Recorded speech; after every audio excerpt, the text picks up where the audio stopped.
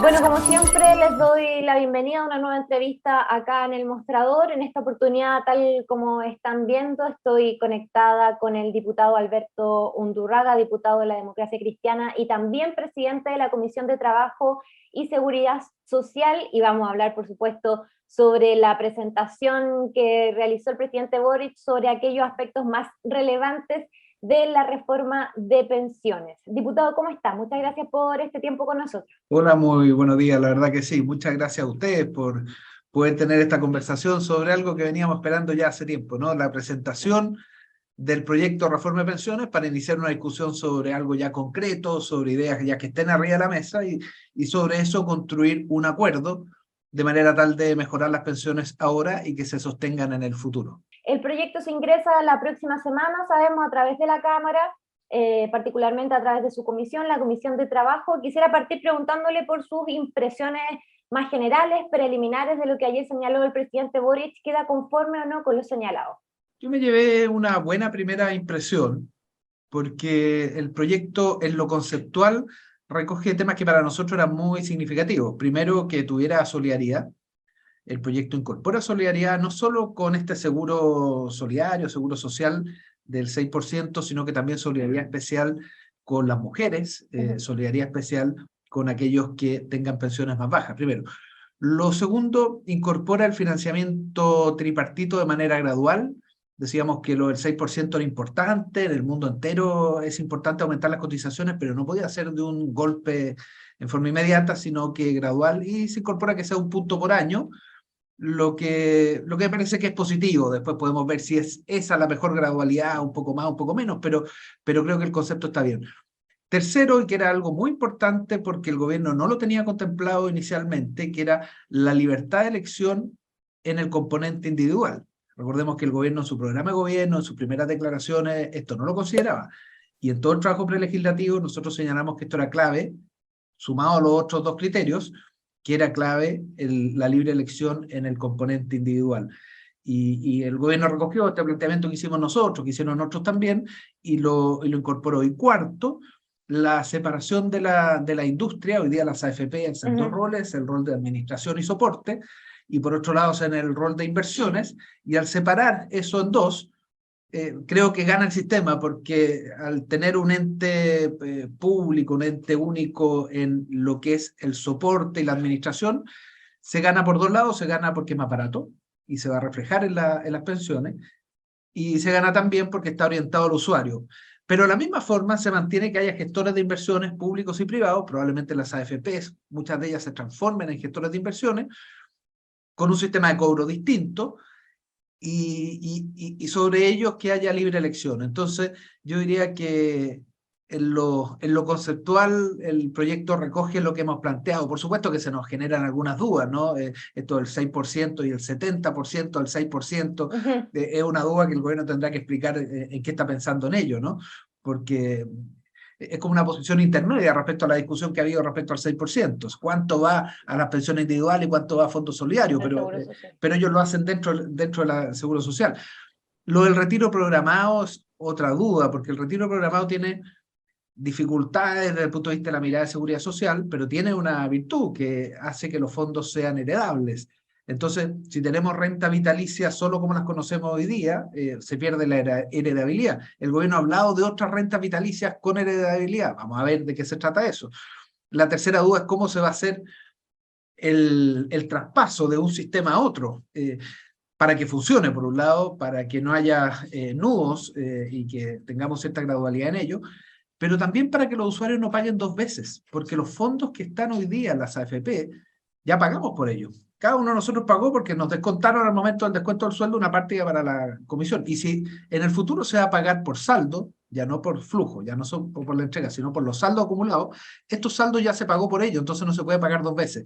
Entonces, hay dudas, por supuesto. El proyecto está siendo presentado muy en general, todavía no conocemos el detalle, pero mi primera impresión es positiva. Tuve una buena impresión justamente porque se recogían estos cuatro aspectos que te señalaba.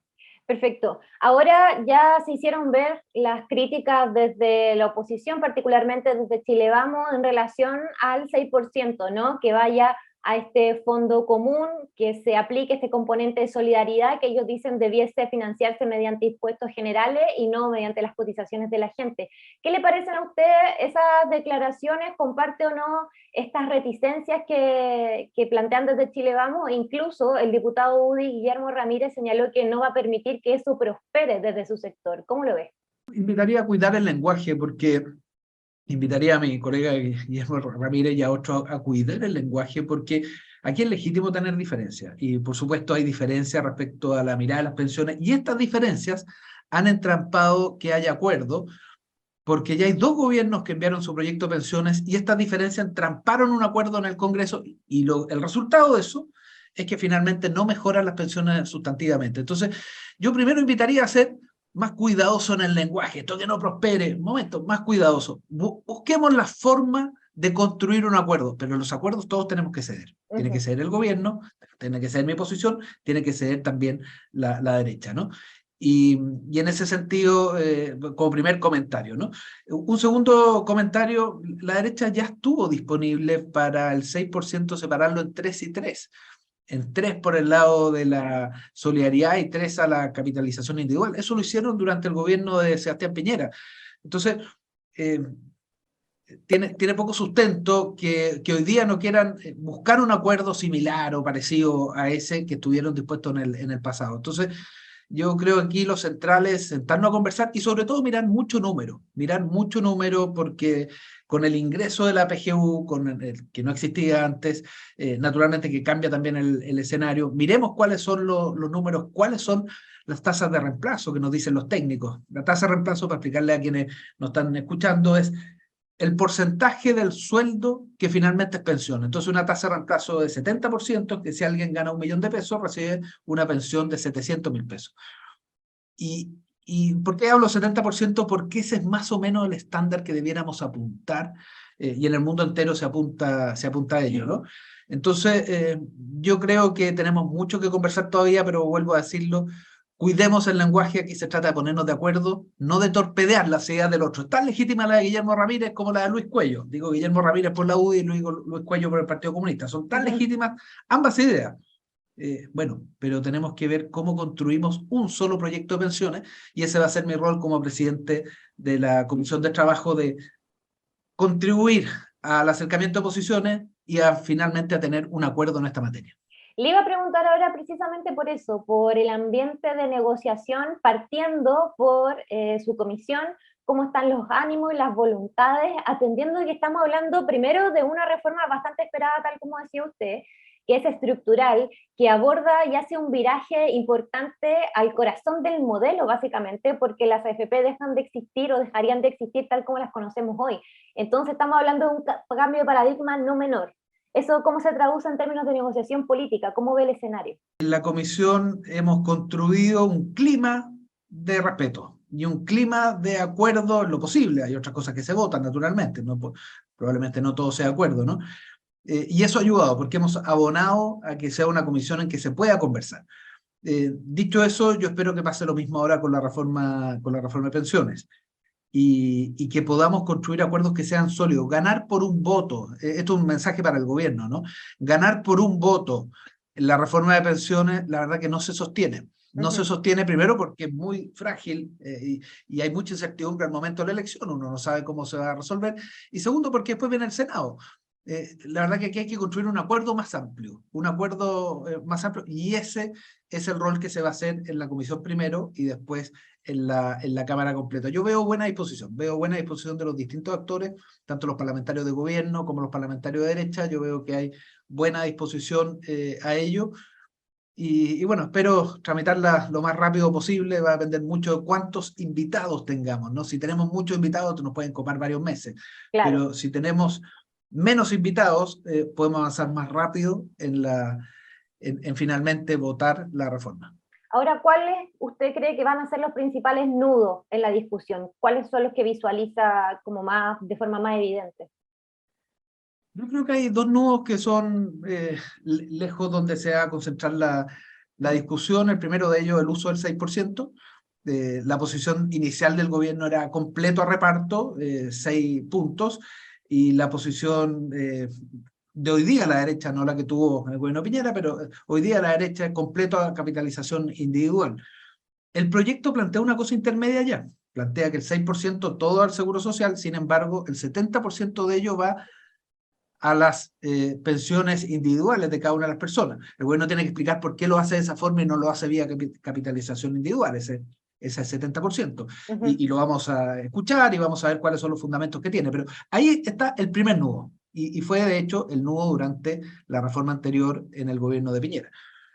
El segundo nudo es la separación de la industria. La separación de la industria, por varias razones, va a haber gente que va a defender la AFP en sí misma, y va a haber gente que sin defender las AFP no le va a parecer que la alternativa sea un ente público. Yo la verdad que estoy por la separación de la industria, que por un lado esté la labor de inversión y por otro lado esté la labor de soporte. Pero si la labor de soporte, finalmente el IPS no tiene las condiciones o se duda de las condiciones, hay otras alternativas también para la separación de la industria. Eso lo podemos ver durante el trámite parlamentario. ¿Por qué me parece que es buena la separación de la industria? Porque hace que, por un lado, todo el soporte sea más barato y eso se traduce en pensiones. Hoy día el 10% va a pensiones. Con el proyecto ya van 10,5 sin poner un peso más, simplemente por la ganancia por la ganancia que hay en ahorro en las comisiones. Y segundo, porque vamos a tener un órgano que va a estar dedicado al usuario. Las AFP están dedicadas al mercado de capitales. Y por lo tanto, si eso es lo que hacen al mercado de capitales, que se conviertan en gestores de inversión y se dediquen al mercado de capitales, que ahí invierten bien, en fin, tienen sus distintos parámetros para ello, ¿no?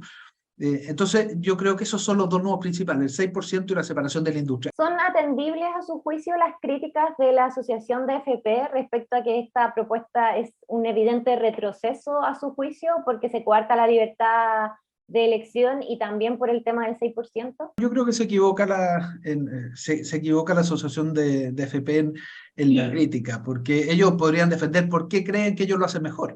Y que esos argumentos estén en la mesa. Yo creo que no, que ellos no lo hacen mejor en la parte de administración. En la parte de inversión no hay problema que se transformen en gestores de inversión. Y más bien eso debieran defender, pero la verdad que cuando empiezan a hablar que es un retroceso, que se pierde libertad de elección, eso no es efectivo y se meten en el campo político y empiezan a mezclar sus argumentos con la política. Yo creo que se equivoca la Asociación de AFP en sus primeras declaraciones. A mí me gustaría que ellos pusieran números arriba de la mesa y con números podamos tomar la decisión. Yo creo que la mejor decisión es separar la industria, una parte la administración y soporte y otra parte la gestión de inversión. Y si las actuales AFP se quieren transformar en gestoras de inversión, bueno, con libre elección cada uno de los afiliados podrá decir con cuál de ellas o ellos opera. Pero la parte administración y soporte nos parece que es bueno que haya un ente público único porque eso es más barato y genera que esté orientado al usuario. Ahora ya para ir cerrando, preguntarle en términos de cronograma, ¿no? Porque también va a ser un tema que va a generar la atención de la gente. ¿Cuánto tiempo de tramitación tenemos por delante? ¿Cuáles son las etapas? El ingreso ahora por su comisión, ¿qué es lo que se viene después? Y en términos de proyección de temporalidad, ¿cómo lo ves? Depende mucho los proyectos de ley, cuántos artículos hay sobre estas ideas bases que ha presentado el gobierno. Pero pues las etapas son las siguientes. La primera es escuchar la propuesta del gobierno, que nos expliquen en detalle y eso dará para una comisión, para una o dos reuniones.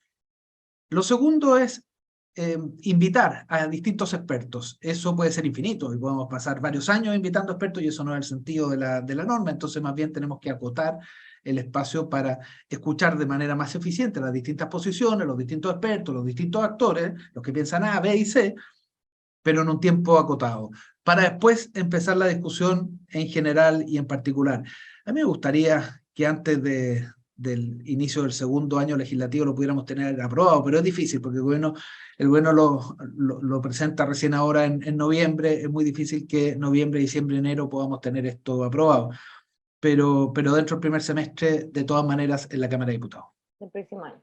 Perfecto. Bueno, diputado, antes de cerrar, le quiero hacer la última pregunta, y yo no puedo dejar de preguntarle también por la contingencia de su partido a propósito de lo que hemos conocido en los últimos días, la creación de este nuevo partido con los senadores que renunciaron a la democracia cristiana y también las últimas declaraciones del senador Huenchumilla señalando que si hay un viraje a la derecha de la democracia cristiana en la última Junta Nacional que se espera, él también optaría probablemente por salirse. ¿Cuál es la lectura que usted tiene también como referente y parlamentario de la democracia cristiana en relación al devenir de la DC de ahora en adelante, atendiendo todo este contexto que estamos viviendo? Cuando tenemos dos gobernadores que han renunciado por unas razones, después una senadora y un senador que renuncian por otras razones, un conjunto de distintos actores que dicen si pasa esto, esto otro, yo también renunciaría. La verdad que eso da cuenta de una profunda crisis en la DC, que no es solo de convivencia, que no es solo administrativa, que no es solo política, sino que también una crisis que tiene elementos de identidad, de falta de nitidez en el mensaje, de falta de diferenciación en el mensaje, ¿no? Y por lo tanto es una crisis multidimensional. Yo creo que la mejor forma de enfrentar esta crisis es de forma institucional y hacer reformas profundas por dentro. Hacer reformas profundas en la democracia cristiana, como lo han hecho en otros lugares en el mundo donde la democracia cristiana se mantiene viva, y donde no lo han hecho, pasa lo que sucede, que tiende a desaparecer la democracia cristiana. Entonces nosotros tenemos hoy día un camino, que es el camino que proponemos varios, que es profundas reformas al interior de la democracia cristiana para desde ahí contribuir a la creación de un nuevo referente amplio de centro-izquierda donde volvamos a encontrarnos quienes pensamos parecidos. Plazos para esto, tenemos un primer plazo que es la próxima Junta Nacional, de aquí a 10 días, que es muy importante porque ahí está la cosa más inmediata, pero hay un segundo plazo que tiene que ser dentro del primer semestre del próximo año, en marzo, abril, mayo, a más tardar, poder tomar las definiciones fundamentales, tanto en mensaje, en posición, y también, ¿quién dice?, respecto a los temas más orgánicos del instrumento partidario, para con esas reformas volver a recuperar la credibilidad de la ciudadanía. ¿Serían reformas en qué dirección? Por lo pronto hay un conjunto de temas que son materia de discusión, ¿no? ¿Cuál es nuestra posición económica? ¿Cuáles son nuestras posiciones valóricas? ¿Cuáles son nuestras posiciones de distinto tipo en la política pública y en la política en general? Yo creo que ahí hay algo significativo. Después hay planteamientos respecto a qué tipo de partido somos. ¿Somos el Partido Demócrata Cristiano completo? ¿Somos un partido que cambia de nombre? Y todas esas son definiciones que se han planteado internamente. ¿Cuál es la diferencia que tengo yo con quienes se han ido? Más allá de la diferencia de opinión que tengan algunos temas específicos, pero la diferencia que tengo es que yo creo que reconociendo que tenemos una crisis profunda y multidimensional, las soluciones son institucionales. Y tenemos que buscar desde adentro, y ayer justamente tuve una reunión con más de 100 dirigentes de distintos lugares de Chile, justamente en los inicios de este proceso para tener una reforma profunda al interior y desde ahí contribuir a un referente amplio de la centroizquierda para volver a encontrarnos, porque con varios y con muchos de los que se han ido, la verdad que en las políticas públicas, en lo que pensamos respecto al país, tenemos bastante sintonía, pero para ello tenemos que construir un referente amplio y el primer paso en esto es volver a estabilizar y recuperar a la democracia cristiana. ¿Está optimista? Yo creo que no es la primera institución que tiene una crisis grande, Claro. no es la primera institución política que tiene una crisis grande, no es la primera institución, ha habido instituciones políticas, países, corporaciones, empresas, iglesias que han tenido crisis grandes y siempre están los dos caminos, el camino del quiebre, irse por fuera, o el camino de la reforma profunda por dentro. Y en la historia tenemos muchos ejemplos de éxitos de reformas profundas por dentro. Eso es lo que espero que podamos hacer en la democracia cristiana. Perfecto, diputado Undurraga, le quiero agradecer por el tiempo y espero que podamos conversar en una próxima oportunidad prontamente para ver cómo avanza la tramitación de la reforma de pensiones y también para conversar sobre cómo se viene el futuro para la democracia cristiana. Así que muchísimas gracias. No, muchas gracias a ti, que tengas muy buen día. Que esté muy bien, chao, chao.